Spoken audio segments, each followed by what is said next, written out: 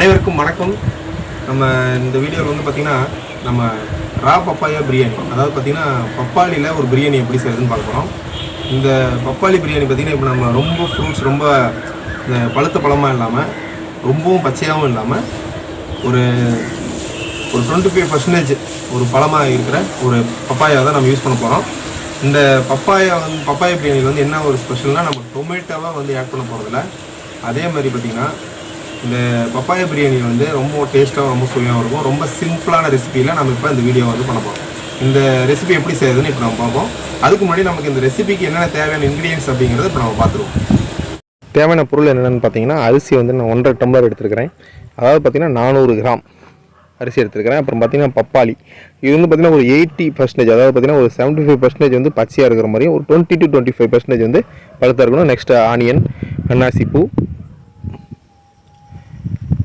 இதை பார்த்திங்கன்னா கிராம்பு, காய்ந்த ரோஸ், ட்ரை ரோஸ், பிரியாணி இலை, பே லீவ்ஸ், லவங்கப்பட்டை, சோம்பு, நைஸ், சீரகம், ஜீரா, முந்திரி, கேஷ்நட், இஞ்சி பூண்டு பேஸ்ட், ஜிஞ்சர் கார்லிக் பேஸ்ட், எலுமிச்சை பழம் ஜூஸ், லெமன் ஜூஸ், ஏலக்காய், காடமம், நெய், கீ, மஞ்சள் தூள், டர்மரிக் பவுடர், கொத்தமல்லி தூள், கொரியாண்டர் பவுடர்,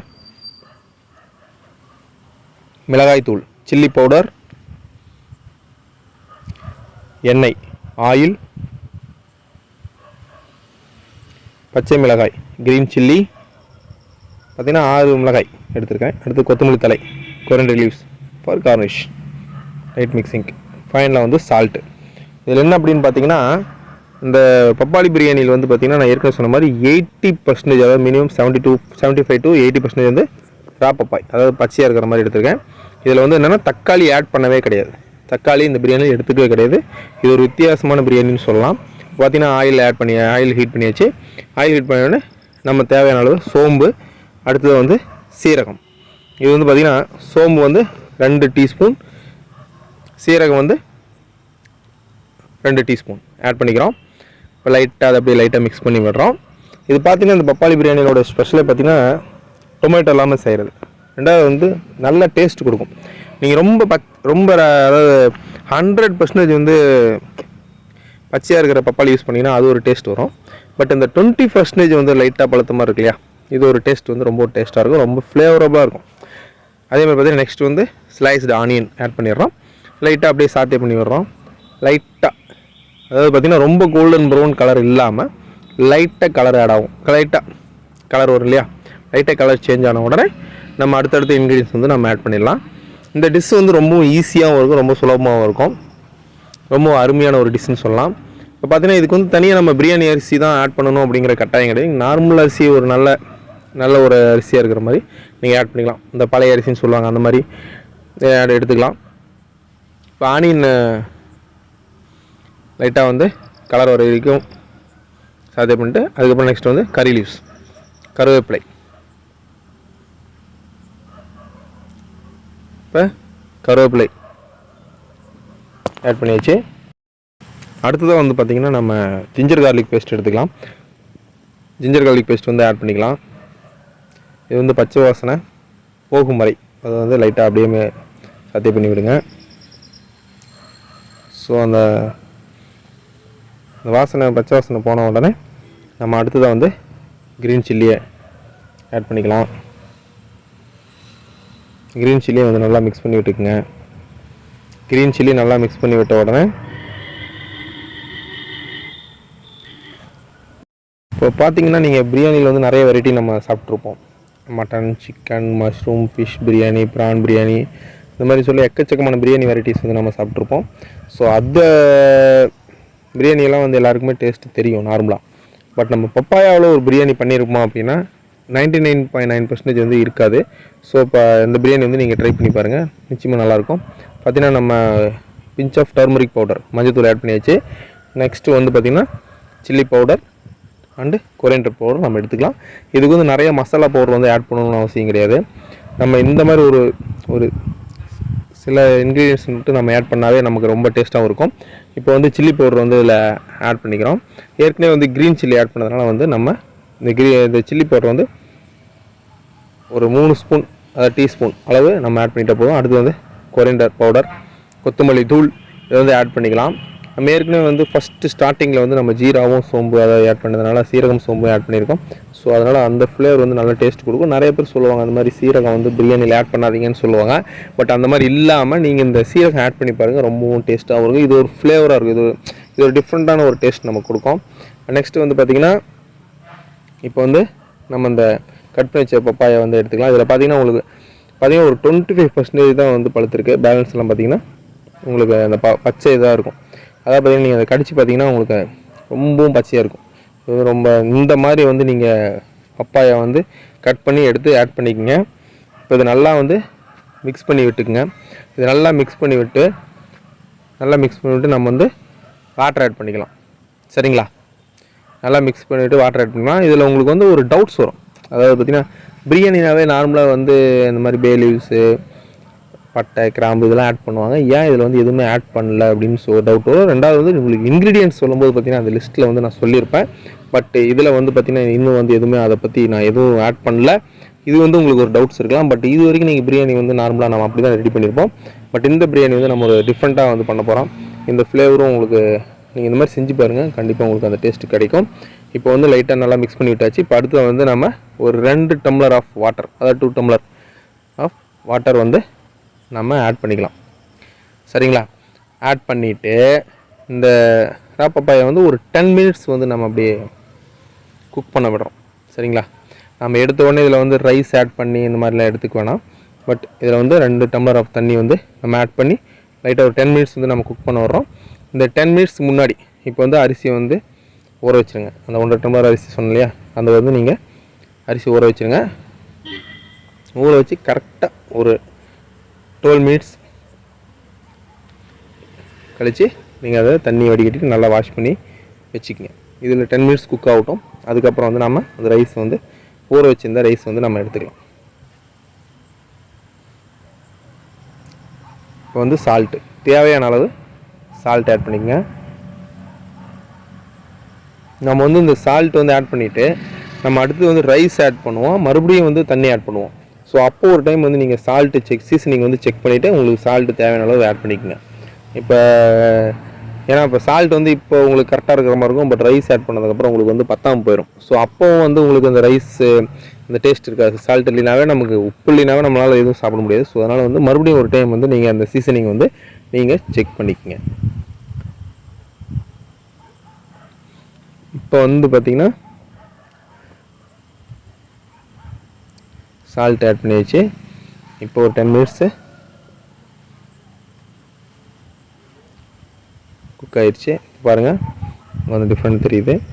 ஸோ இப்போ வந்து நாம் ரைஸ் ஆட் பண்ணிடலாம். நான் ஏற்கனவே சொன்ன மாதிரி 1.5 டம்ளர், அதாவது பார்த்திங்கன்னா ஒரு 400 கிராம் அளவு உள்ள ரைஸ் எடுத்திருக்கேன். இப்போ உதாரணத்துக்கு ஒவ்வொரு வீட்லேயும் வந்து இப்போ ஒரு டம்ளர் அரிசினா அதுக்கு வந்து 2 டம்ளர் தண்ணி வந்து ஆட் பண்ணுவாங்க. சில வீட்டில் வந்து 2.25 டம்ளர் தண்ணி ஆட் பண்ணுவாங்க. அது அவங்களுடைய யூஸ் பண்ணுற ரைஸை பொறுத்து இருக்குது, அரிசியை பொறுத்து இருக்குது. பட் நான் வந்து ஏற்கனவே 2 டம்ளர் தண்ணி ஆட் பண்ணியிருக்கேன். அதெல்லாம் பார்த்திங்கன்னா 1.5 டம்ளர் அரிசி ஆட் பண்ணியிருக்கேன். இப்போ மறுபடியும் வந்து ஒரு 2 டம்ளர் தண்ணி வந்து இதில் ஆட் பண்ணிக்கோங்க. சரிங்களா? இப்போ இதை வந்து நல்லா மிக்ஸ் பண்ணி விடுங்க. இதை நல்லா மிக்ஸ் பண்ணி விட்டுட்டு அப்புறம் வந்து பார்த்திங்கன்னா இதில் லெமன் ஜூஸ் ஆட் பண்ணுங்கள். இப்போ நிறைய பேர் பிரியாணியில் வந்து தயிர் ஆட் பண்ணுவாங்க. இப்போ நான் வந்து லெமன் ஜூஸ் ஆட் பண்ணிக்கிறேன். லெமன் ஜூஸ் ஆட் பண்ணலாம், நிறைய பேர் ஆட் பண்ணுவாங்க. பட் இதில் வந்து லெமன் ஜூஸ் ஆட் பண்ணிங்கனாவே போதும். நம்ம பிரியாணிக்கு அக்காம்பனிமெண்ட் வேணால் தயிர் பச்சடி யூஸ் பண்ணிக்கலாம். ஸோ இப்போ லெமன் ஆட் பண்ணியாச்சு. இப்போ வந்து 2 டம்ளர் தண்ணி வந்து ஆட் பண்ணிக்கலாம். ஏற்கனவே வந்து 2 டம்ளர் தண்ணி ஆட் பண்ணியிருக்கேன். நான் 1.5 டம்ளர் அரிசி தான் அதில் வந்து போட்டிருக்கேன். கணக்கு வந்து 400 கிராம் நீங்கள் கணக்கு வச்சுக்கோங்க. இப்போ நான் யூஸ் பண்ணுற டம்ளர் கொஞ்சம் பெருசாக இருக்கு இல்லையா, அதுக்கு தகுந்த மாதிரி உங்களுடைய டம்ளருக்கு தகுந்த மாதிரி நீங்கள் 400 கிராம் ரைஸ் நான் வந்து இதில் யூஸ் பண்ணியிருக்கேன். நான் வந்து பார்த்திங்கன்னா மறுபடியும் வந்து 2 டம்ளர் தண்ணி ஆட் பண்ணுறேன். இந்த 2 டம்ளர் தண்ணி நாங்கள் ஆட் பண்ணதுக்கு அப்புறமா வந்து நீங்கள் அந்த சீசனிங் வந்து மறுபடியும் செக் பண்ணிங்க. உப்பு, காரம் அது எல்லாம் இருக்கான்னு பார்த்துங்க. நீங்கள் அந்த சீசனிங்கை வந்து செக் பண்ணிவிட்டு நீங்கள் வந்து 2 விசில் விட்டால் போதும். இப்போ நான் வந்து 2 விசில் விட்டுருக்கேன். 2 விசில் விட்டு எடுத்துடலாம். சரிங்களா? இப்போ க்ளோஸ் பண்ணியாச்சு. இப்போ 2 விசில்.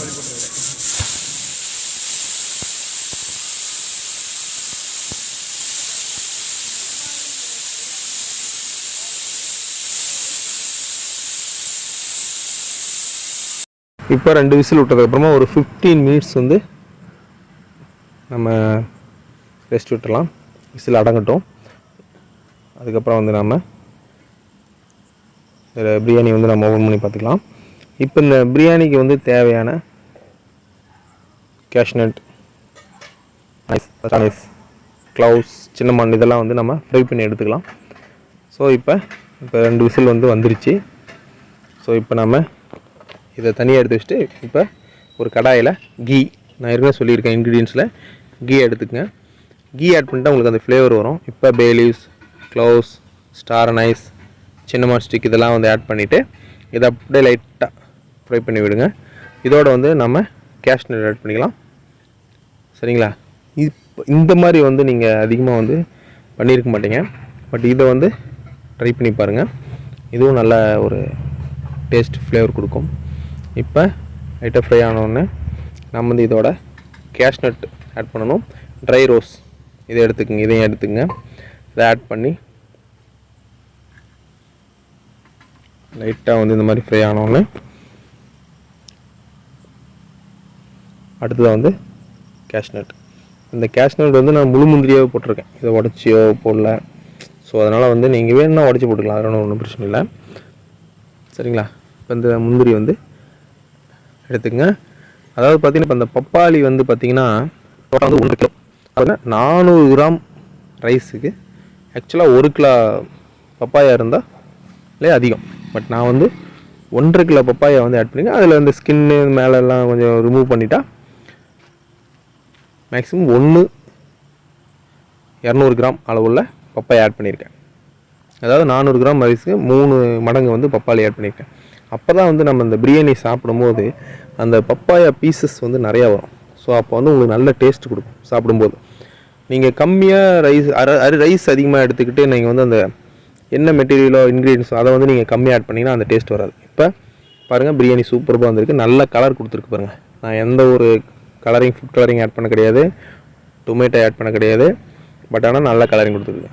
காரணம் அந்த 20% அந்த பப்பாயா வந்து லைட்டாக பழுத்திருந்தது இல்லையா, அதுதான் வந்து இந்த டேஸ்ட்டுக்கு காரணம், இந்த ஃப்ளேவர், இந்த கலருக்கு காரணம். ஸோ இப்போ அந்த ஃப்ரை பண்ணி வச்ச அந்த கேஷ்நட், பே லீவ்ஸ் இதெல்லாம் வந்து இதில் ஆட் பண்ணிக்கலாம். நீங்கள் கீ ஆட் பண்ணிங்கன்னா தான் வந்து அந்த டேஸ்ட் கொடுக்கும், ஃப்ளேவர் கொடுக்கும். ஸோ இப்போ இந்த லைட்டாக அப்படியே நல்லா மிக்ஸ் பண்ணி விட்டுக்குங்க. இப்போது பப்பாயா பிரியாணி, அதாவது பார்த்திங்கன்னா பப்பாளி பிரியாணி ரெடி ஆயிடுச்சு. பாருங்கள், ரைஸும் வந்து நல்லா சூப்பராக வந்திருக்கு. இந்த மாதிரி ஒரு ரெசிபி வந்து நீங்கள் வீட்டில் கண்டிப்பாக ட்ரை பண்ணி பாருங்கள். நீங்கள் பப்பாயா, அதாவது பார்த்திங்கன்னா பச்சை பப்பாளியில் கூட வந்து நிறைய பேர் ட்ரை பண்ணலாம். பட் பச்சை பப்பாளியில் ஏற்கனவே யாரோ 1-2 வீடியோ போட்டிருப்பாங்க. பட் இருந்தாலும் இந்த மாதிரி ஒரு டேஸ்ட் நீங்கள் இப்போ ட்ரை பண்ணி பாருங்கள். நான் ரொம்ப நல்லாயிருக்கும். இப்போ பார்த்திங்கன்னா கொரியண்டர் லீவ்ஸ் ஆட் பண்ணியாச்சு. சரிங்களா? ஃபைனலாக வந்து ஒரு கார்னிஷ்காக கொரியண்டர் லீவ்ஸ் ஆட் பண்ணியாச்சு. அதையும் லைட்டாக மிக்ஸ் பண்ணி விட்டுக்குங்க. இப்போது பப்பாயா பிரியாணி ரெடி. நீங்களும் வீட்டில் ட்ரை பண்ணி பாருங்கள். எங்களுடைய சேனல் இன்னும் நீங்கள் சப்ஸ்கிரைப் பண்ணிக்கங்க. அப்படியே பக்கத்தில் உள்ள பெல் பட்டனையும் கிளிக் பண்ணிக்கோங்க. இப்போ இந்த பிரியாணிக்கு வந்து நீங்கள் அக்காம்பனிமெண்ட் வந்து நீங்கள் ரைத்தா, நார்மலாக தயிர் பச்சடி ஆட் பண்ணுவாங்க. நீங்கள் தயிர் பச்சடி இது நல்லாயிருக்கும். அதேமாதிரி பார்த்தீங்கன்னா அந்த பப்பாயா பிரியாணிக்கு வந்து தொக்கு நல்லாயிருக்கும். தொக்கு வந்து நல்லா காரமாக ரெடி பண்ணி நீங்கள் அதை சாப்பிட்டு பாருங்கள். உண்மையிலே சூப்பராக இருக்கும். ஏன்னா பப்பாளி வந்து லைட்டாக ஸ்வீட் டேஸ்ட் வரும். பட் நீங்கள் அந்த மாதிரி ட்ரை பண்ணி பாருங்கள். இப்போ பாருங்கள், பப்பாளி வந்து நல்லா குக் ஆயிடுச்சு. நீங்கள் நார்மலாக அந்த 10 மினிட்ஸ் தனியாக குக் பண்ணிவிட்டு அதுக்கப்புறம் நீங்கள் ரைஸ் ஆட் பண்ணிங்கன்னா 2 விசில் விட்டிங்கன்னா இந்த மாதிரி நல்லா குக் ஆயிரும். ஸோ நீங்கள் எந்த மாதிரி பப்பாளி நீங்கள் ரொம்ப பச்சையாக யூஸ் பண்ணாலும் இந்த மாதிரி நான் சொன்ன மாதிரி பண்ணிங்கன்னா குக் ஆயிரும். இப்போது பப்பாயா பிரியாணி ரெடி. இதுக்கு அக்காம்பனிமெண்ட் தயிர் பச்சடி நல்லாயிருக்கும். பட் எனக்கு வந்து இந்த பப்பாயா பிரியாணிக்கு தொக்கு சூப்பராக இருக்கும். நான் மீண்டும் இன்னொரு வீடியோவில் சந்திக்கிறேன். அனைவருக்கும் நன்றி, வணக்கம்.